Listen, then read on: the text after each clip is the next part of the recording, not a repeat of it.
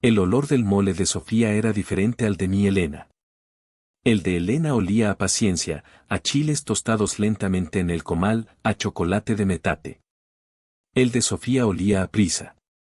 A pasta de un frasco. A algo comprado, no creado. Pero yo nunca decía nada. Me sentaba a la cabeza de la mesa, en la misma silla de siempre, y sonreía cuando me servían el plato. Era domingo. El día de la familia. Una tradición que se sentía cada vez más hueca, como un árbol viejo carcomido por dentro. Aún se veía fuerte por fuera, pero un buen viento lo derribaría. Mi hijo, Ricardo, se aclaró la garganta. Dejó los cubiertos a un lado de su plato casi intacto. Siempre estaba demasiado ocupado para comer con calma. Demasiado importante. Sacó un portafolio de cuero brillante y lo puso sobre la mesa, junto al salero. El sonido del cuero contra la madera fue un golpe sordo en el silencio. Papá, dijo, con ese tono que usaba cuando iba a explicarme algo como si yo fuera un niño. Tenemos que hablar del terreno. No era una pregunta. Era una declaración. Sofía, su esposa, asintió con la cabeza, una sonrisa tensa y delgada en sus labios pintados de rojo. Es una oportunidad increíble, suegro. Para todos. Abrí la boca para hablar, para decirles que ya habíamos hablado de eso. Para recordarles lo que esa tierra significaba. Pero Ricardo ya estaba abriendo el portafolio.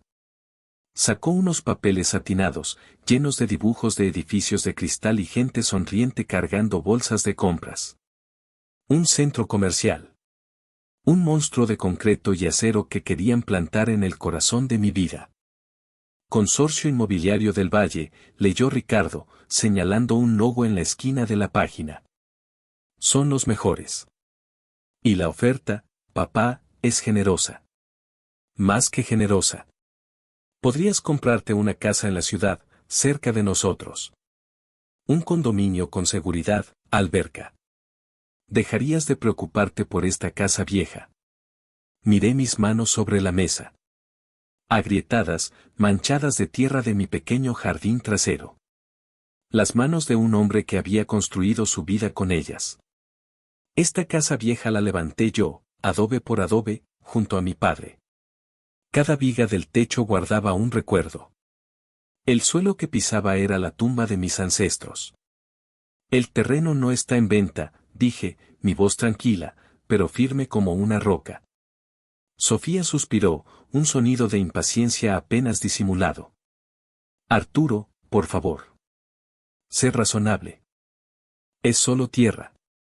Polvo. ¿De qué le sirve? Ya no la siembra.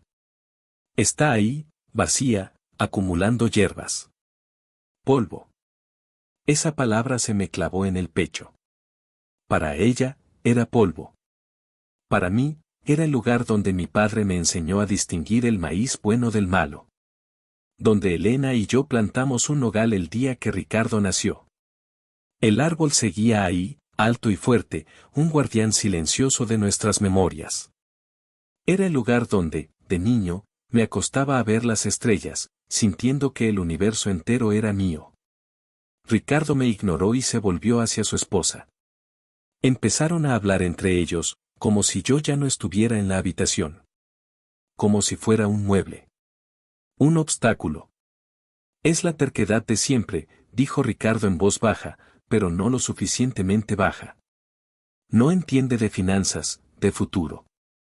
Hay que hacerlo por su bien, contestó Sofía. A su edad, ya no puede tomar estas decisiones. Si tuviéramos el poder notarial, esto ya estaría resuelto. Sería nuestro deber cuidarlo. La comida se me hizo ceniza en la boca. Mi deber. Su deber era despojarme de mi historia por un fajo de billetes. No era por mi bien. Era por el suyo. La alberca, el condominio, la vida fácil que creían merecer. Me levanté de la mesa. No de golpe. Lentamente, con la dignidad que me quedaba. Mis huesos crujieron, pero mi espíritu se mantuvo erguido. He terminado, dije. Gracias por la comida. Caminé hacia mi cuarto sin esperar respuesta. No me siguieron. Escuché sus susurros frustrados a mis espaldas. Eran como el zumbido de los mosquitos, molestos pero insignificantes. Cerré la puerta y me senté en el borde de mi cama. La colcha tejida por Elena se sentía áspera bajo mis dedos. No temblaba. No todavía. Solo sentía un frío inmenso, una claridad dolorosa. Yo no era su padre. Era un activo. Una propiedad a liquidar. Esa noche no dormí. Me quedé viendo el techo, escuchando el tic-tac del viejo reloj de la sala. Tic-tac. Cada segundo marcaba el final de algo. El final de la ilusión de que éramos una familia. Tic-tac. El sonido de una decisión que tomaba forma en el silencio de mi corazón.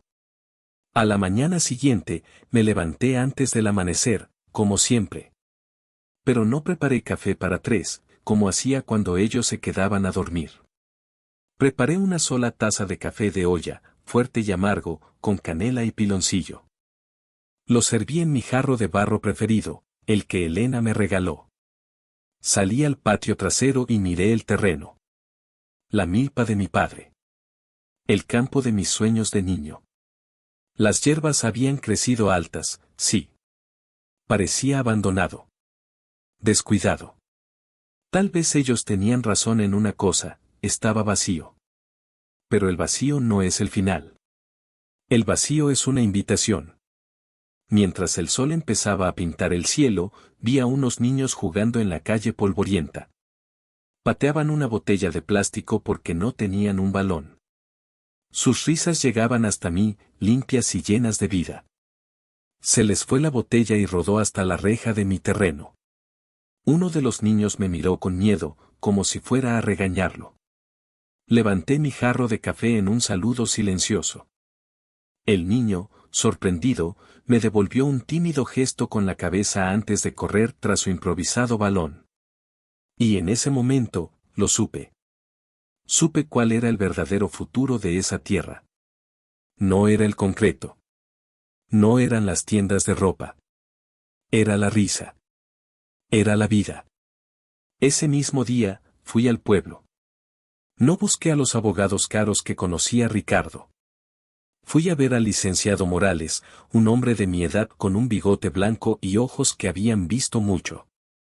Su oficina olía a papel viejo y a justicia lenta pero segura.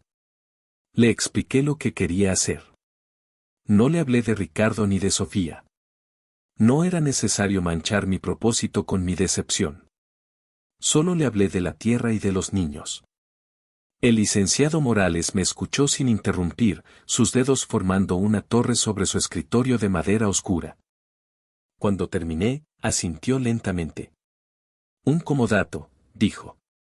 O una donación con un propósito específico.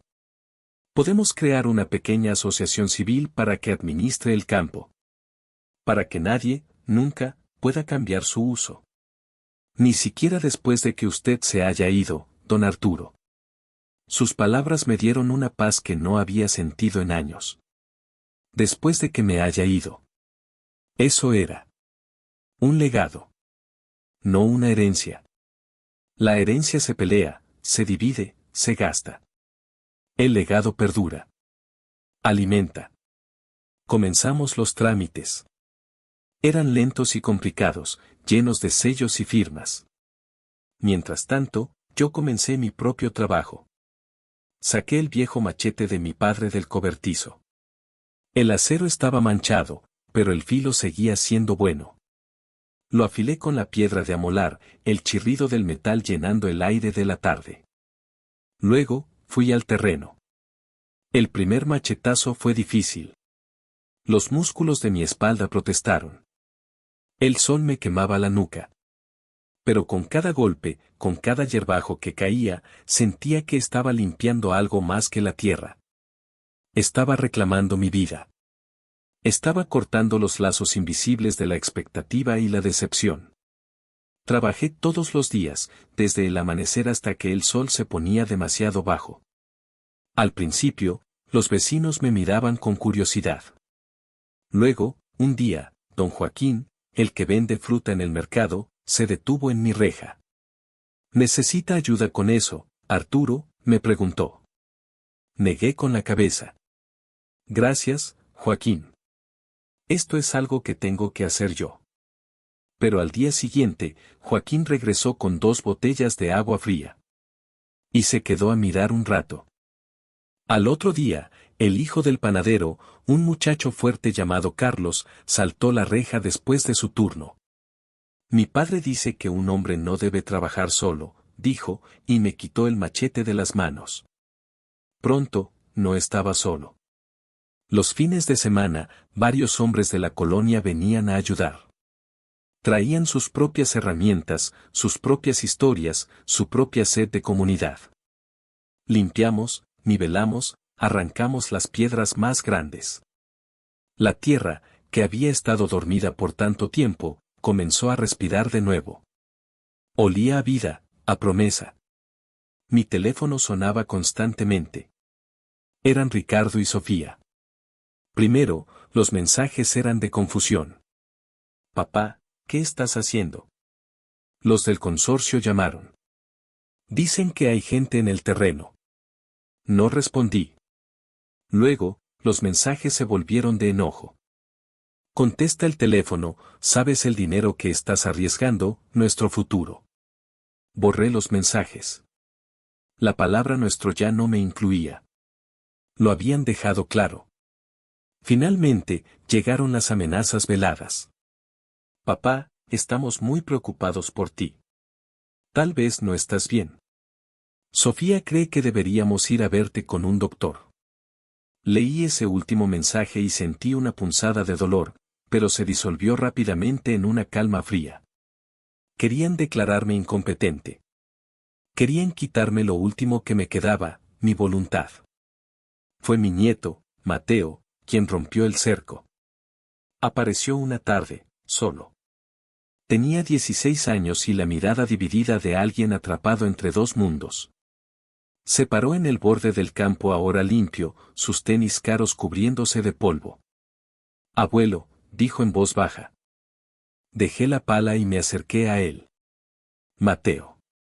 Mis papás, están furiosos, dijo, sin mirarme a los ojos. Dicen que estás tirando todo por la borda. Esperé. Finalmente, levantó la vista. Vi en sus ojos la honestidad de la juventud, una chispa que aún no se había apagado por la codicia. Yo creo que lo que estás haciendo es increíble. Una sola lágrima se me escapó y recorrió una arruga de mi mejilla. Me la sequé rápidamente con el dorso de la mano. ¿Quieres ayudarme a medir para las porterías?, le pregunté. Una sonrisa enorme iluminó su rostro. Claro que sí, abuelo. Esa tarde, trabajamos juntos, abuelo y nieto. Medimos con una cinta vieja, marcamos con estacas y calorías. Hablamos poco, pero nos entendimos perfectamente. Le conté historias de su abuela, de cómo le hubiera encantado ver esto. Le hablé de la importancia de tener raíces, de pertenecer a un lugar. Él me habló de la escuela, de sus amigos, de la presión que sentía por ser como su padre. Cuando terminamos, el sol se estaba poniendo, tiñendo el campo de un color dorado. Gracias, abuelo, me dijo Mateo. Por esto. Sabía que no se refería solo al campo de fútbol. La confrontación final llegó una semana después. Estábamos instalando las porterías. Las habíamos hecho nosotros mismos, con tubos de metal soldados por el herrero del pueblo, quien no nos cobró la mano de obra. Un grupo de niños ya estaba esperando, sus ojos brillantes de emoción, pateando su botella de plástico a un lado. Un coche de lujo, brillante y negro, se detuvo bruscamente en la calle. Ricardo y Sofía se bajaron. Sus ropas de diseñador se veían ridículas en nuestro entorno polvoriento. Sus rostros eran máscaras de furia. Caminaron directamente hacia mí, ignorando a todos los demás. ¿Se puede saber qué demonios significa esto?, gritó Ricardo. Su voz resonó en el aire tranquilo de la tarde. Los niños se callaron y se hicieron para atrás. Es un campo de fútbol, respondí con calma, sin dejar de apretar una tuerca en el poste. No te hagas el gracioso, intervino Sofía, su voz aguda y cortante. Has destruido el trato, millones de pesos, Arturo, los has tirado a la basura. No era mi basura para tirar, dije, mirándola finalmente a los ojos. Era mi tierra. Era nuestra herencia, replicó Ricardo, dando un paso hacia mí. Mateo se puso instintivamente a mi lado. Lo que nos ibas a dejar. Me enderecé. Dejé la llave inglesa en el suelo. Miré a mi hijo, al hombre en que se había convertido. Vi a un extraño con mi sangre. Estás equivocado, Ricardo, dije, y mi voz, aunque no era fuerte, se escuchó con claridad por encima del viento. Este terreno nunca fue tu herencia. Era mi legado. Hay una diferencia. La herencia es dinero, se gasta, se pelea, se olvida. El legado es lo que dejas en el corazón de la gente. Alimenta. Hice un gesto hacia los niños que nos miraban con los ojos muy abiertos. Esto alimentará a los niños de esta colonia. Les dará un lugar para soñar, para ser fuertes, para ser un equipo. Les dará recuerdos. Eso vale más que todos los centros comerciales del mundo. Sofía soltó una risa amarga. Recuerdos. No se puede comer con recuerdos, suegro. Yo he vivido de ellos toda mi vida, desde que Elena se fue, le contesté. Y son un banquete. Ricardo me miró, su rostro una mezcla de rabia e incomprensión. Por un momento, vi al niño que fue, buscando mi aprobación. Pero desapareció tan rápido como llegó, reemplazado por el hombre avaro que tenía delante. Has perdido la cabeza, sentenció. Estás senil. Hablaremos con un juez. Habla con quien quieras, dije, encogiéndome de hombros. El licenciado Morales tiene todos los papeles. La tierra ya no es mía. Le pertenece a la Asociación de los Niños de la Colonia. Yo solo soy el cuidador. Sus rostros se descompusieron. La incredulidad dio paso a la furia impotente. Se dieron cuenta de que habían perdido. No solo el dinero. Me habían perdido a mí. No vuelvas a llamarnos, dijo Ricardo, su voz temblando de ira. Para nosotros, estás muerto. Se dieron la vuelta y se marcharon. El coche de lujo arrancó, levantando una nube de polvo que tardó en asentarse. El silencio que dejaron fue pesado. Miré a Mateo. Tenía lágrimas en los ojos. Puse una mano en su hombro. Ellos no lo entienden, abuelo. No, hijo. No lo entienden. Entonces, ocurrió algo maravilloso. Uno de los niños más pequeños, animado por el silencio, se acercó y pateó suavemente un balón de fútbol de verdad, alguien lo había donado, hacia mis pies. Lo detuve con la punta de mi zapato viejo. Lo miré. Luego miré a los niños. Sus rostros expectantes. Con un movimiento que no sabía que mis viejas piernas aún recordaban, le di un pase a Mateo. Él sonrió, una sonrisa genuina y libre, y se lo pasó a otro niño.